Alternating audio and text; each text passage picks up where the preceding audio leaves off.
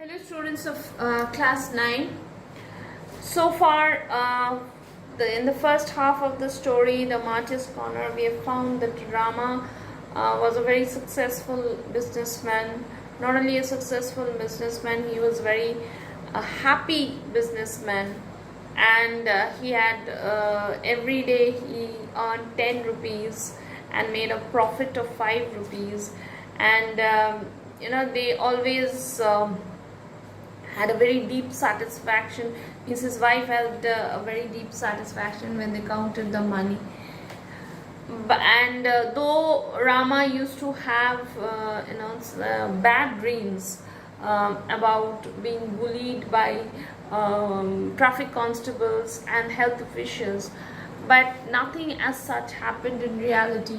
Rather, the health officials wondered how Rama, without even following any proper hygiene or sanitation, people have eaten his food items for years together, and they have not fallen sick even once. Rama's life could probably be considered a most satisfactory one without agitation or heartburn of any kind, that is indigestion. Why could it not go on forever, endlessly, till the universe itself cooled off and perished, when by any standard he could be proved to have led a life of pure effort? No one was hurt by his activity and money-making, and not many people could be said to have died by taking his stuff.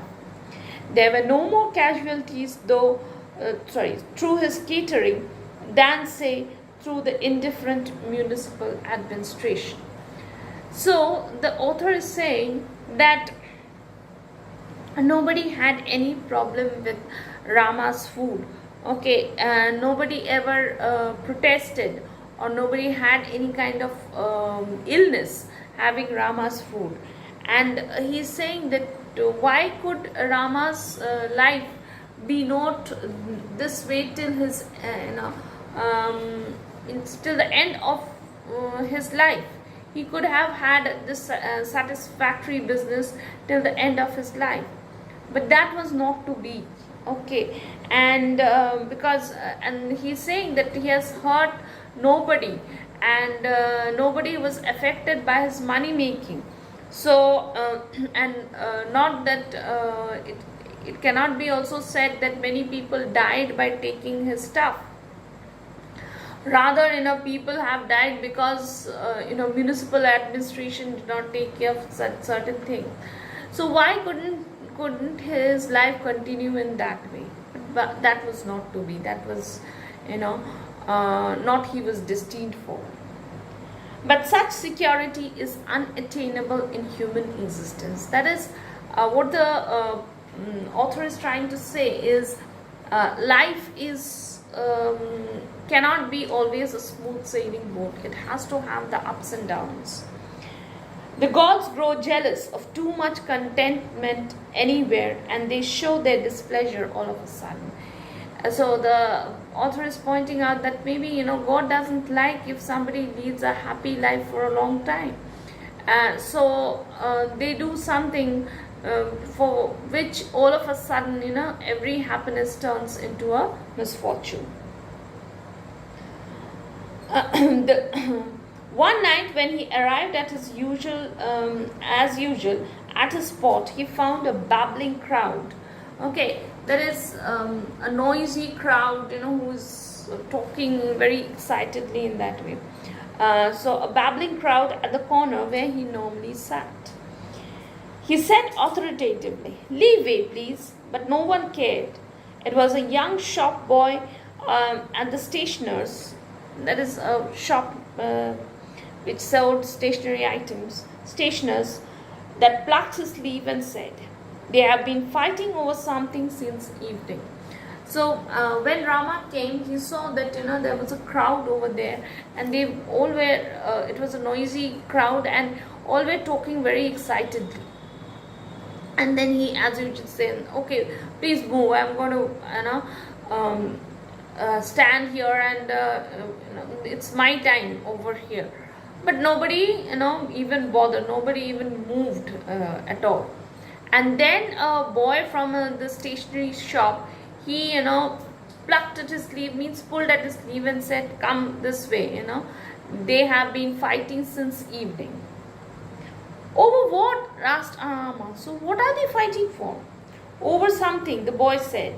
People say someone was stabbed near the sales tax office when he was distributing notices about some votes or something. It may be a private quarrel, but who cares? Let them fight who want to fight.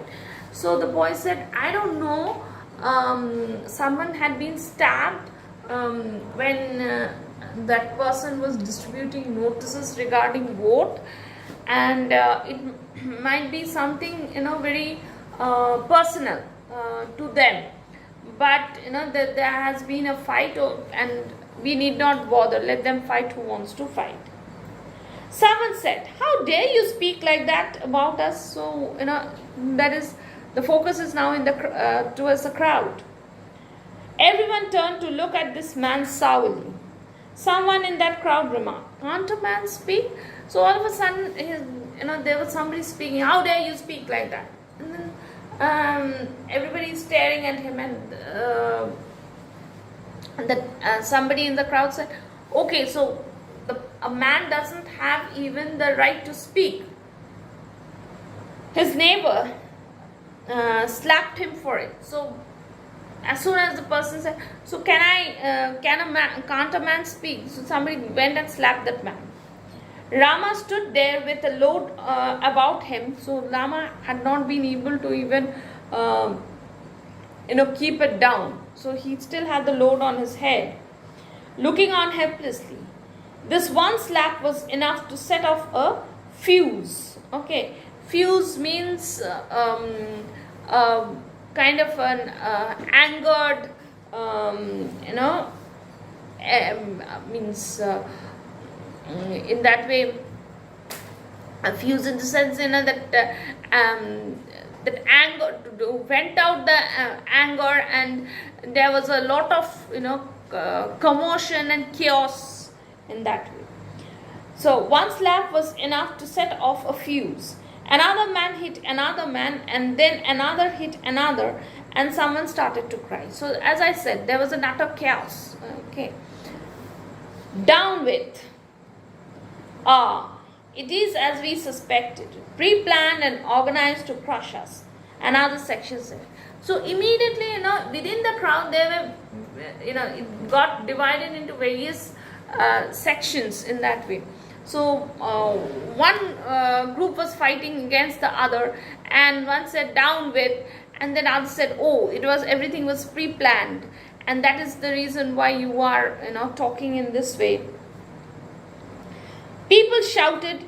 Soda bottles were used as missiles. See, soda bottles were thrown, and how were they thrown? As missiles. Everyone hit everyone else. So people were hitting each other without knowing, why they are hitting the other person.